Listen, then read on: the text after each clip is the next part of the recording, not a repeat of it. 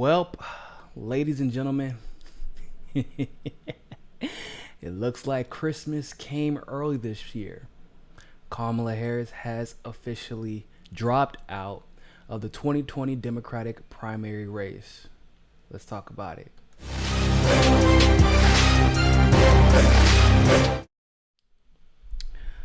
So it is official. It is official. Or, like we say back in the day, official tissel. Kamala Harris has officially dropped out of the 2020 Democratic primary race. And I know a lot of you were upset because when this news initially dropped, right, that she was considering dropping out, they were saying it was going to be about a month or so before they figure out if she really has an opportunity to win or whether she should drop out. A lot of your biggest complaint was, well, hold on, why are you taking a month to figure this out? She should just drop out right now. And I would tend to agree with you. But she heeded your calls, ladies and gentlemen. She said she would give it a month. You said, why not now? And Kamala said, you know what? You're right. Screw it. Let's just drop out right now. Now, contrary to popular belief, right? Contrary to popular belief, a lot of people think she dropped out today, which is Tuesday, December the 3rd, 2019. And I got some bad news for you people. This isn't when her campaign was over. Her campaign was over on July 31st, 2019.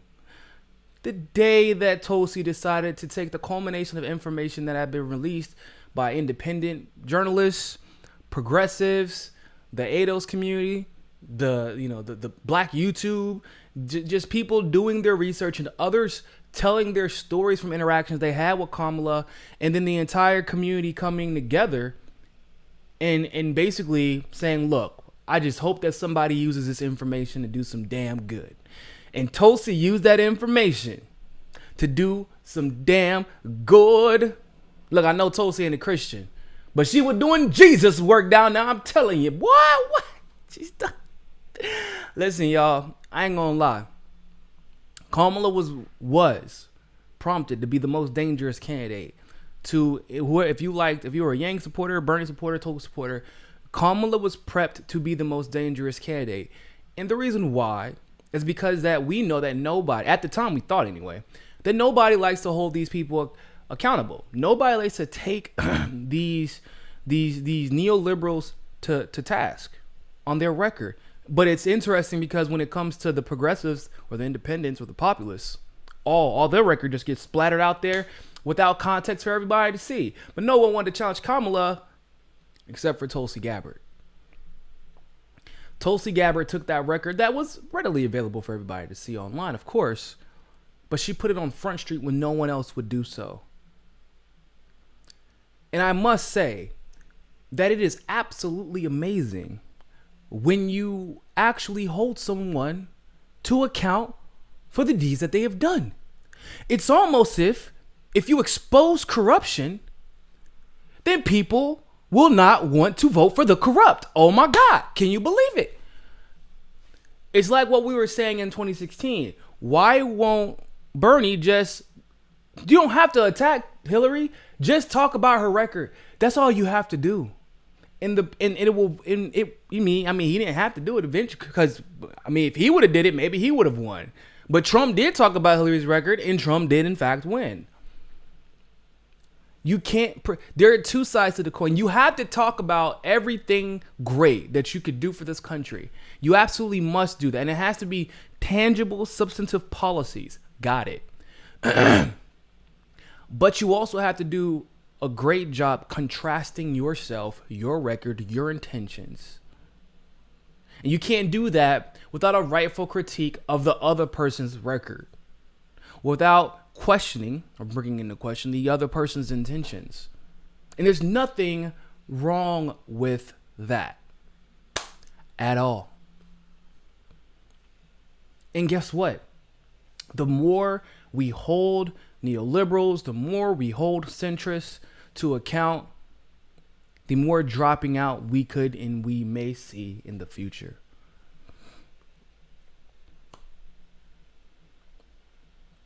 Now, I know, like I said, I know a lot of you all may not celebrate Christmas. A lot of you all may be Hindu like Tulsi. Maybe you're atheist and you don't celebrate any capitalism holidays. Maybe you're just anti-capitalist.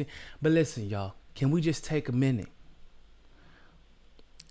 to just be thankful and grateful for waking up on this fine Tuesday, December 3rd, looking in our stockings and say, oh my, I don't remember hanging stockings on this fireplace. In fact, I don't remember having a fireplace at all, but I'm going to check what's in the stocking anyway. I hope it isn't Freddy Krueger. And then you open your stocking and it's a letter from Kamala dropping out the race and being like, I don't know how the song goes, but it's a Christmas song from a cartoon I used to watch. But you know what song I'm talking about. That's a song that ran through my head once I read that article from Politico. Listen. So happy. I said from the very beginning that I was going to do everything in my power to make sure that Kamala and Cory Booker are never presidents. Ever. That's one less person we have to worry about in the December debates. It's one less person we have to worry about taking votes away from, or young votes away, right? Not just votes, but younger votes away. Now, we got to talk about the realistic bad side of this, because there is one, right? And we do have to discuss that. Because Kamala took Tulsi, because Tulsi took Kamala out very, very early on in the game, Kamala is no longer pulling votes away from like Elizabeth Warren and Joe Biden in places like California. They're no longer taking votes away from Joe Biden or Elizabeth Warren or Buttigieg in places like New York, in places like South Carolina. I don't know if Kamala, if the votes would have went to her anyway. We don't know that. But, I mean, she could have taken enough so that maybe in some states where it's required to get 15% or more to get any of the delegates, she might have been able to take enough away from some of the other quote-unquote top-tier candidates. Top tier is about to be the meme of all memes for the rest of electoral history, right? But right now, as great as it would seem to have other centrists drop out, we really kind of need them to hold steady, right? For a couple of more months, just until the early primaries and then maybe California is done. If we get them to split up enough of their votes by then they can all drop out for all I care, and we can just have a slugfest between Bernie, Tulsi, and Andrew Yang, and Buttigieg isn't dropping out. But, well, who knows?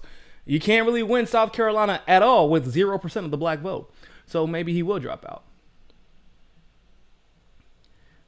We have to be strategic. I know we want everybody else to drop out too. I mean, if everyone wants to drop out except for the populace, that would be fantastic. But it's also not realistic. We have to look at what we're dealing with. We have to make it so that they take votes away from, because that's basically what they're doing now. They're taking votes away from each other. If Joe Biden drops out right after the California primary, then fortunately for Bernie supporters, those votes are in large going to Bernie Sanders. They're not going to Buttigieg. Okay? If Warren drops out, you might see a lot of those votes go to Bernie.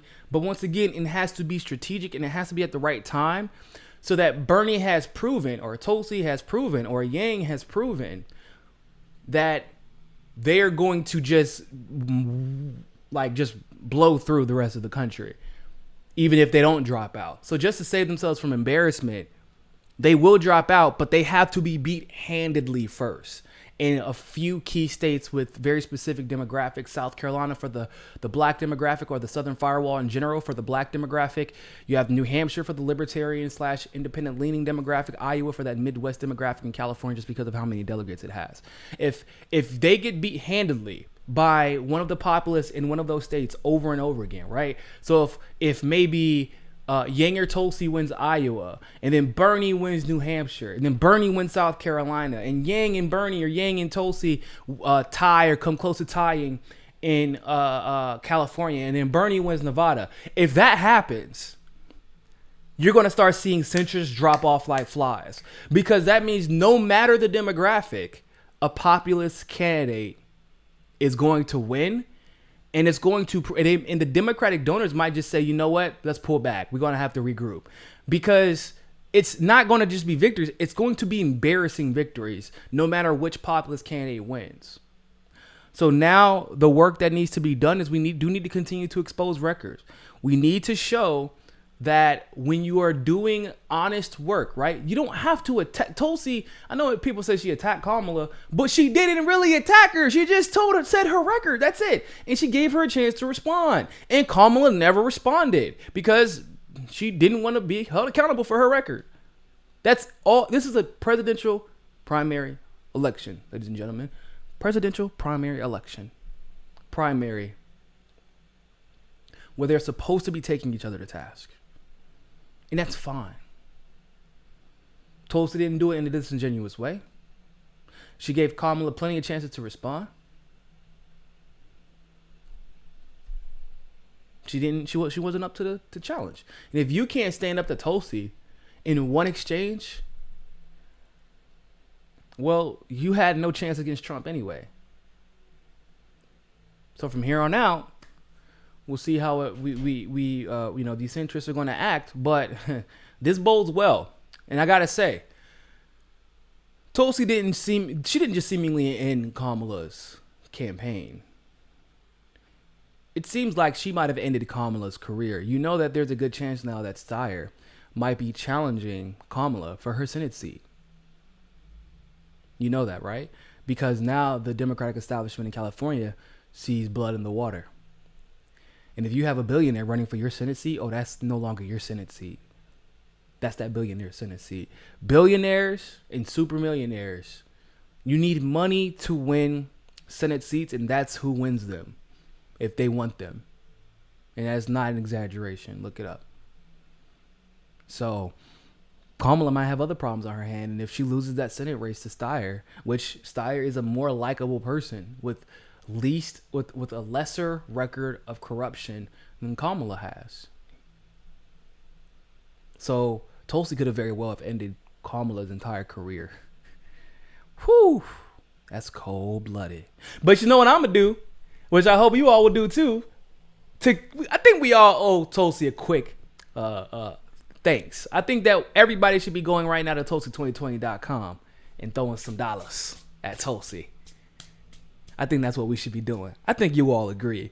I don't give a damn if you don't, even if you don't like her. Maybe you're one of those supporters, or maybe you're a Bernie supporter, or a Yang supporter, or a Williams supporter. Just don't like Tulsi for whatever personal reason you might have. You need to put that shit to the side today. You need to go donate to Tulsi 2020, because now, because of Tulsi, Kamala will never ever again be a thorn in your side. And we all did a lot of work, once again, bringing that information to the surface.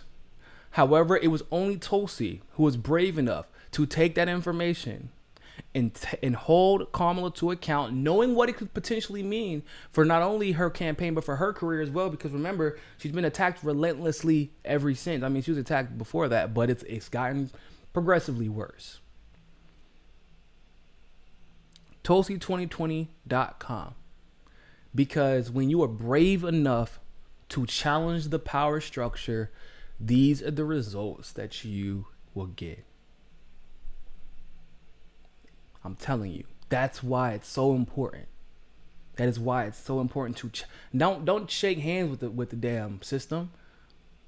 Don't shake hands with the man, if you will. You challenge the system. You can't be afraid of it. You have to take it head on. Tulsi did that. And look what happened.